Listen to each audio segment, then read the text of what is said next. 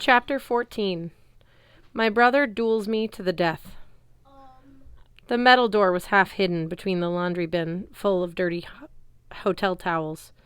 I didn't see anything strange about it, but Rachel showed me where to look, and I recognized the faint blue symbol etched in the metal. It hasn't been used in a long time, Annabeth said. I tried to open it once, Rachel said, just out of curiosity. It's rusted shut. No, Annabeth stepped forward. It just needs the touch of a half-blood. Sure enough, as soon as Annabeth put her hand on the mark, it glowed blue. The metal door unsealed and creaked open, revealing a dark staircase leading down. Wow. Rachel looked calm, but I couldn't tell if she was pretending or not. She changed into a ratty Museum of Modern Art t-shirt and her regular marker-colored jeans, her blue plastic hairbrush sticking out of her pocket. Her red hair was tied back, but she still had flecks of gold in it and traces of gold glitter on her face. So, after you? You're the guide, Annabeth said, with mock politeness. Lead on. The stairs led down to a large brick tunnel. It was so dark I couldn't see 2 feet in front of us, but Annabeth and I had restocked on flashlights. As soon as we switched them on, Rachel yelped. A skeleton was grinning at us. It wasn't human. It was huge, for one thing, at least 10 feet tall, and it had been strung up, chained by its wrists and ankles, so it made a kind of giant X over the tunnel. But what really sent a shiver down my back was the single black eye socket in the center of the skull. A cyclops, Annabeth said. It's very old. It's not anybody we know. It wasn't Tyson, she meant. But that didn't make me feel much better. I still felt like it had been put here as a warning. Whatever could kill a grown cyclops, I didn't want to meet. Rachel swallowed. You have a friend who's a cyclops? Tyson, I said. My half-brother. Your half-brother? Hopefully we'll find him down here, I said. And Grover. He's a satyr. Oh, her voice was small. Well then, we better keep moving. She stepped under the skeleton's left arm and kept walking. Annabeth and I exchanged looks. Annabeth shrugged. We followed Rachel deeper into the maze. After 50 feet, we came to a crossroads. Ahead, the brick tunnel continued. To the right, the walls were made of ancient marble slabs. To the left, the tunnel was dirt and tree roots. I pointed left. That looks like the tunnel Tyson and Grover took. Annabeth frowned. Yeah, but the architecture to the right, those old stones, that's more likely to lead to an ancient part of the maze, toward Daedalus's workshop. We need to go straight, Rachel said. Annabeth and I both looked at her. That's the least likely choice, Annabeth said. Don't you see it? Rachel asked. Look at the floor. We saw nothing but well-worn bricks and mud. There's a brightness there, Rachel insisted. Very faint, but forward is the correct way. To the left, farther down the tunnel, those tree roots are moving like feelers. I don't like that. To the right, there's a trap, about 20 feet down. Holes in the walls, maybe for spikes. I don't think we should risk it. I didn't see anything like she was describing, but nodded. Okay, forward. You believe her? Annabeth asked. Yeah, I said. Don't you? Annabeth looked like she wanted to argue, but she waved at Rachel to lead on. Together, we kept walking down the brick corridor. It twisted and turned, but there was no more side tunnels. We seemed to be angling down, heading deeper underground. No traps? I asked anxiously. Nothing. Rachel knit her eyebrows. Should it be this easy? I don't know, I said. It never was before. So, Rachel, Annabeth said. Where are you from exactly? She said it like, what planet are you from? But Rachel didn't look offended. Brooklyn, she said. Aren't your parents going to be worried if you're out late? Rachel exhaled. Not exactly. I could be gone a week and they'd never notice. Why not? This time Annabeth didn't sound sarcastic. Having trouble with parents was something she understood. Before Rachel could answer, there was a creaking noise in front of us, like huge doors opening. What was that? Annabeth asked. I don't know, Rachel said. Metal hinges. Oh, that's very helpful. I mean, what is it? Then I heard heavy footsteps shaking the corridor, coming toward us. Run, Rachel agreed. We turned and fled the way we'd come, but we didn't make it 20 feet before we ran straight into some old friends. 2 Draconae, Snake women in Greek armor leveled their javelins at our chests. Standing between them was Kelly, the Ampusa cheerleader. Well, well, Kelly said. I uncapped Riptide and Annabeth pulled her knife. But before my sword was even out of pen form, Kelly pounced on Rachel. Her hand turned into a claw and she spun Rachel around, holding her tight with her talons at Rachel's neck. Taking your little mortal pet for a walk? Kelly asked me. They're such fragile things, so easy to break. Behind us, footsteps came closer. A huge form appeared out of the gloom, an 8-foot-tall Lastrygonian giant with red eyes and fangs. The giant licked his lips when he saw us. Can I eat them? No, Kelly said. Your master will want these. They will provide a great deal of entertainment. She smiled at me. Now march, half-bloods, or you'll die here, starting with the mortal girl. It was pretty much my worst nightmare, and believe me, I've had plenty of nightmares. We were marched down the tunnel, flanked by Drakenay, with Kelly and the giant in the back, just in case we tried to run for it. Nobody seemed to worry about us running forward. That was the direction they wanted us to go. Up ahead, I could see bronze doors. They were about 10 feet tall, emblazoned with a pair of crossed swords. From behind them came a muffled roar, like from a crowd. Sit here or go to bed. Oh, yes, said the snake woman to my left. You will be very popular with our host. I'd never gotten a look at a Drakenay up close before. I wasn't real thrilled to have the opportunity. She would have had a beautiful face, except her tongue was forked, and her eyes were yellow with black slits for pupils.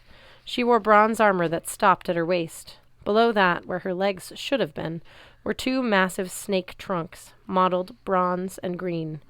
She moved by a combination of slithering and walking, as if she were on living skis. Who's your host? I asked. She hissed, which might have been a laugh. Oh, you'll see. You'll get along famously. He's your brother, after all.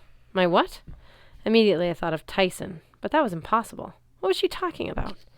The giant pushed past us and opened the doors. He picked up Annabeth by her shirt and said, You stay here.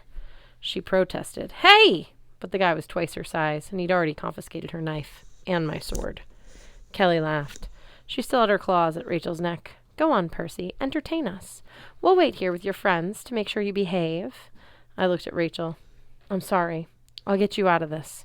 She nodded as much as she could, with a demon at her throat. That would be nice. The Drakenay prodded me toward the doorway at javelin point, and I walked out onto the floor of an arena. I guess it wasn't the largest arena I'd ever been in, but it seemed pretty spacious, considering the whole place was underground. The dirt floor was circular, just big enough that you could drive a car around the rim if you pulled it real tight. In the center of the arena, a fight was going on between a giant and a centaur. The centaur looked panicked. He was galloping around his enemy using sword and shield, while the giant swung a javelin the size of a telephone pole and the crowd cheered. The first tier of seats was 12 feet above the arena floor. Plain stone benches wrapped all around, and every seat was full. There were giants, Drakenay, demigods, telekines, and stranger things, bat-winged demons, and creatures that seemed half human, and half, you name it. Bird, reptile, insect, mammal. But the creepiest things were the skulls. The arena was full of them. They ringed the edge of the railing. 3-foot-high piles of them decorated the steps between the benches. They grinned from pikes at the back of the stands and hung on chains from the ceiling like horrible chandeliers. Some of them looked very old, nothing but bleached white bone. Others looked a lot fresher. I'm not going to describe them. Believe me, you don't want me to. In the middle of all this, proudly displayed at the side of the spectators' wall, was something that made no sense to me. A green banner with the trident of Poseidon in the center. What was that doing in a horrible place like this? Above the banner, sitting in the seat of honor, was an old enemy. Luke, I said. I'm not sure he could hear me over the roar of the crowd, but he smiled coldly. He was wearing camouflage pants, a white t-shirt, a bronze breastplate, just like I'd seen in my dream. But he wasn't wearing his sword, which I thought was strange. Next to him sat the largest giant I'd ever seen, much larger than the one on the floor fighting the centaur. The giant next to Luke must have been 15 feet tall, easy, and so wide he took up 3 seats. He wore only a loincloth, like a sumo wrestler. His skin was dark red and tattooed with blue wave designs. I figured he must be Luke's new bodyguard or something. There was a cry from the arena floor, and I jumped back as the centaur crashed to the dirt beside me. He met my eyes pleadingly. "Help!" I reached for my sword, but it had been taken from me and hadn't reappeared in my pocket yet. The centaur struggled to get up as the giant approached, his javelin ready. A taloned hand gripped my shoulder. "If you value your friends' lives," my Draconay guard said, "you won't interfere. This isn't your fight. Wait your turn." The centaur couldn't get up. One of his legs was broken. The giant put his huge foot on the horseman's chest and raised the javelin. He looked up at Luke. The crowd cheered. "Death! Death!" Luke didn't do anything. But the tattooed sumo dude sitting next to him rose. He smiled down at the centaur, who was whimpering, "Please, no." Then the sumo dude held out his hand and gave a thumbs-down sign. I closed my eyes as the gladiator giant thrust his javelin. When I looked again, the centaur was gone, disintegrated to ashes. All that was left was a single hoof, which the giant took up as a trophy and showed the crowd. They roared their approval. The gate opened at the opposite side of the stadium, and the giant marched out in triumph. In the stands, the sumo dude raised his hands for silence. "Good entertainment," he bellowed, "but nothing I haven't seen before. What else do you have, Luke, son of Hermes?" Luke's jaw tightened. I could tell he didn't like being called son of Hermes. He hated his father, but he rose calmly to his feet. His eyes glittered. In fact, he seemed to be in a pretty good mood. "Lord Antaeus," Luke said, loud enough for the crowd to hear, "you have been an excellent host. We would be happy to amuse you, to repay the favor of blessing through your territory." "A favor I have not yet granted," Antaeus growled. "I want entertainment." Luke bowed. "I believe I have something better than centaurs to fight in your arena now. I have a brother of yours," he pointed at me, "Percy Jackson, son of Poseidon." The crowd began jeering at me and throwing stones, most of which I dodged, but one caught me in the cheek and made a good-sized cut. Antaeus's eyes lit up. "A son of Poseidon? Then he should fight well, or die well." "If his death pleases you," Luke said. "Will you let our armies cross your territory?" "Perhaps," Antaeus said. Luke didn't look too pleased about the perhaps. He glared down at me as if warning me that I'd better die in a really spectacular way or I'd be in trouble. "Luke," Annabeth yelled, "stop this! Let us go!" Luke seemed to notice her for the first time. He looked stunned for a moment. "Annabeth? Enough time for the females to fight afterward," Antaeus interrupted. "First, Percy Jackson, what weapons will you choose?" The Draconay pushed me into the middle of the arena. I stared up at Antaeus. "How can you be a son of Poseidon?" Antaeus laughed, and the rest of the crowd laughed too. "I am his favorite son," Antaeus boomed. "Behold, my temple of Earthshaker, built from the skulls of all those I have killed in his name. Your skull shall join them." I stared in horror at the skulls. Hundreds of them. And the banner of Poseidon. How could this be a temple for my dad? My dad was a nice guy. He never asked me for a Father's Day card, much less somebody's skull. "Percy!" Annabeth yelled at me. "His mother is Gaia! Gaia!" Her Laestrygonian captor clamped his hand over her mouth. "His mother is Gaia, the earth goddess." Annabeth was trying to tell me that this was important, but I didn't know why. Maybe just because the guy had 2 godly parents? That would make him harder to kill? "You're crazy, Antaeus," I said. "If you think this is a good tribute, you know nothing about Poseidon." The crowd screamed insults at me, but Antaeus raised his hand for silence. "Weapons?" he insisted, "and then we will see how you die. Will you have axes, shields, nets, flamethrowers?" "Just my sword," I said. Laughter erupted from the monsters, but immediately Riptide appeared in my hands, and some of the voices in the crowd turned nervous.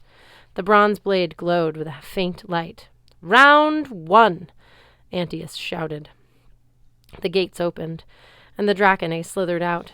She had a trident in one hand and a weighted net in the other. Classic gladiator style. I'd trained against those weapons at camp for years. She jabbed at me experimentally. I stepped away. She threw her net, hoping to tangle my sword hand, but I stepped aside easily, slicing her spear in half, and stabbed Riptide through the chink in her armor. With a painful wail, she vaporized into nothing, and the cheering of the crowd died. "No!" Antius bellowed. "Too fast! You must wait for the kill. Only I can give that order." I glanced over at Annabeth and Rachel. I had to find a way to get them free, maybe distract their guards. "Nice job, Percy," Luke smiled. You've gotten better with your sword. I'll grant you that. You've gotten better with your sword. I'll grant you that. "Round 2, Antius yelled. "But slower this time! More entertainment. Wait for my call before killing anybody, or else." The gates opened again, and this time a young warrior came out. He was a little older than me, about 16. He had glossy black hair, and his left eye was covered with an eye patch. He was thin and wiry, so his Greek armor hung on him loosely. He stabbed his sword into the dirt, adjusting his shield straps, and pulled on his horsehair helmet. "Who are you?" I asked. "Ethan Nakamura," he said. "I have to kill you." "Why are you doing this?" "Hey!" Monster jeered from the stands. "Stop talking and fight already!" The others took up the call. "I have to prove myself," Ethan told me. "Only way to join up." And then he charged. Our swords met in midair and the crowd roared. It didn't seem right. I didn't want to fight to entertain a bunch of monsters, but Ethan Nakamura wasn't giving much choice. He pressed forward. He was good. He'd never been at Camp Half-Blood as far as I knew. And he'd been trained.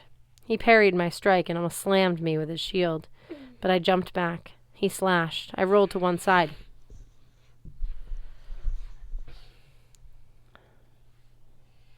We exchanged thrusts and parries, getting a feel for each other's fighting style. I tried to keep on Ethan's blind side, but it didn't help much. He'd apparently been fighting with only one eye for a long time, because he was excellent at guarding his left. "Blood!" the monsters cried. My opponent glanced up at the stands. That was his weakness, I realized. He needed to impress them. I didn't. He yelled an angry battle cry and charged me, but I parried his blade and backed away, letting him come after me. "Boo!" Antius said. "Stand and fight!" Ethan pressed me, but I had no trouble defending, even without a shield. He was dressed for defense, heavy armor and a shield, which made it very tiring to play offense. I was a softer target, but I was also lighter and faster. The crowd went nuts, yelling complaints and throwing rocks. We'd been fighting for almost 5 minutes, and there was no blood. Finally, Ethan made a mistake. He tried to jab at my stomach, and I locked his sword hilt with mine and twisted. His sword dropped into the dirt. Before he could recover, I slammed the butt of my sword into his helmet and pushed him down. His heavy armor helped me more than him. He fell on his back, dazed and tired. I put the tip of my sword on his chest. "Get it over with," Ethan groaned. I looked up at Antius. His red face was stony with displeasure, but he held up his hand and put it thumbs down. "Forget it." I sheathed my sword. "Don't be a fool," Ethan groaned. "They'll kill us both." "They'll just kill us both." I offered him my hand. Reluctantly, he took it. I helped him up. "No one dishonors the games," Antius bellowed. "Your heads both shall be tributes to Poseidon." I looked at Ethan. "When you see your chance, run." Then I turned back to Antius. "Why don't you fight me yourself? If you've got Dad's favor, come down here and prove it." The monsters grumbled in the stands. Antius looked around and apparently realized he had no choice. He couldn't say no without looking like a coward. "I'm the greatest wrestler in the world, boy," he warned, "and I've been wrestling since the first pancration." "Pancration?" I asked. "He means fighting to the death," Ethan said. "No rules, no holds barred. It used to be an Olympic sport." "Thanks for the tip," I said. "Don't mention it." Rachel was watching me with eyes wide eyes. Annabeth shook her head empathetically. The last Dragonian's hand was still clamped over her mouth. I pointed my sword at Antius. "Winner takes all. I win, we all go free. You win, we die. Swear upon the river Styx." Antius laughed. "This shouldn't take long." "I swear to your terms." He leapt off the railing into the arena. "Good luck," Ethan told me. "You'll need it." Then he backed up quickly.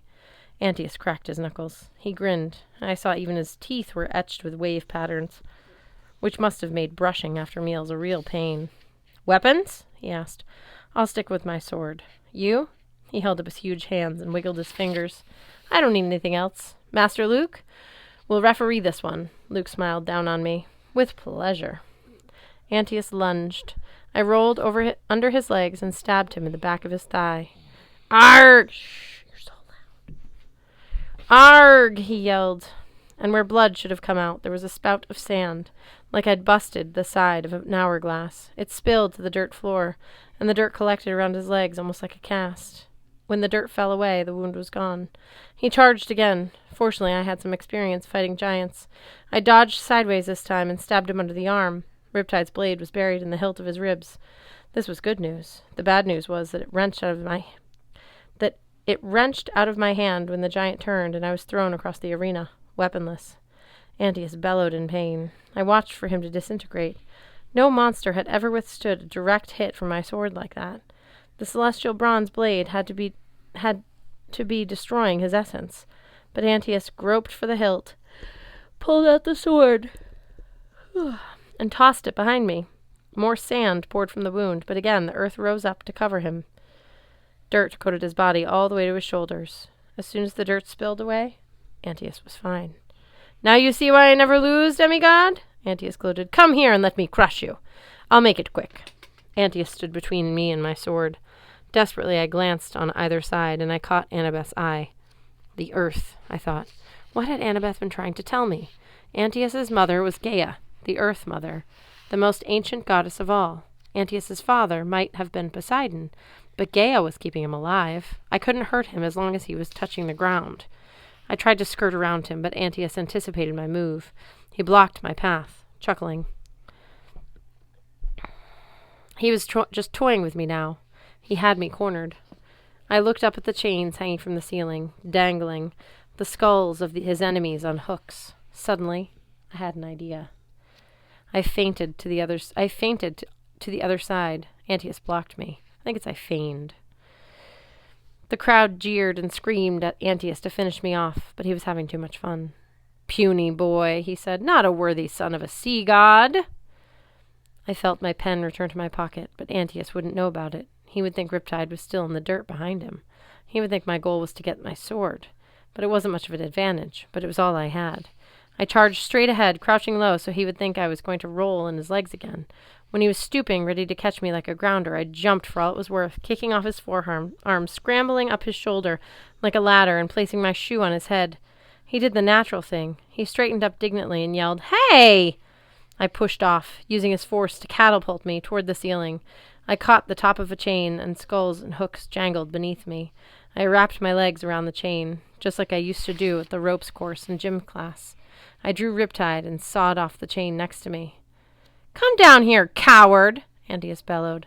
He tried to grab me, but I was out of reach. Hanging on for dear life, I yelled, "Come up and get me, or are you too slow and fat?"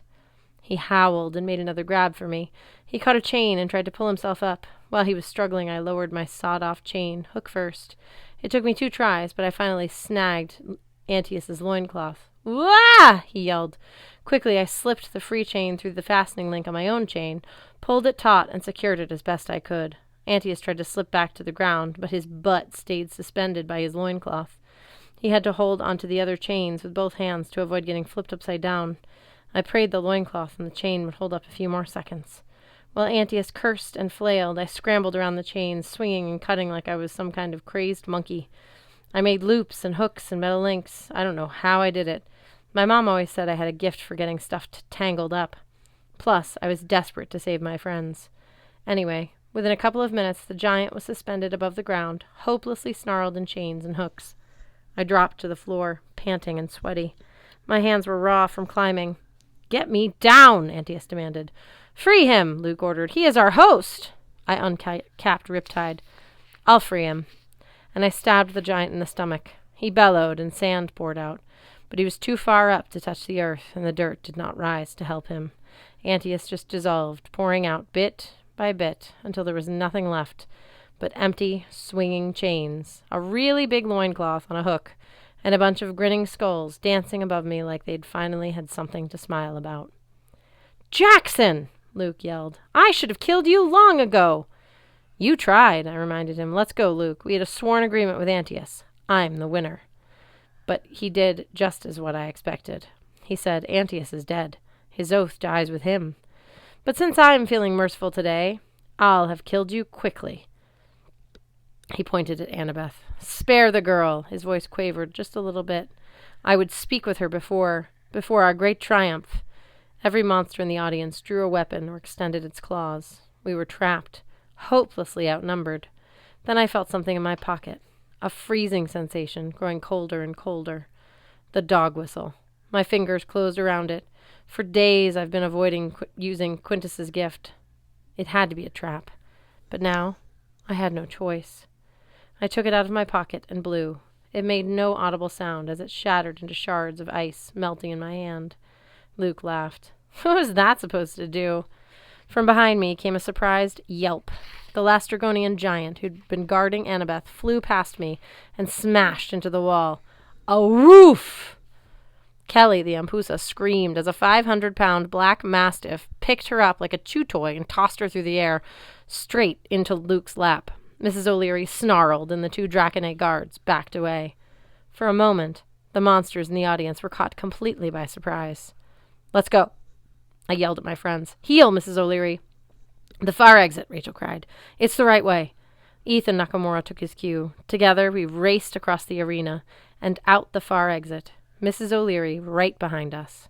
As we ran, I could hear the disorganized sounds of an entire army trying to jump out of the stands and follow us.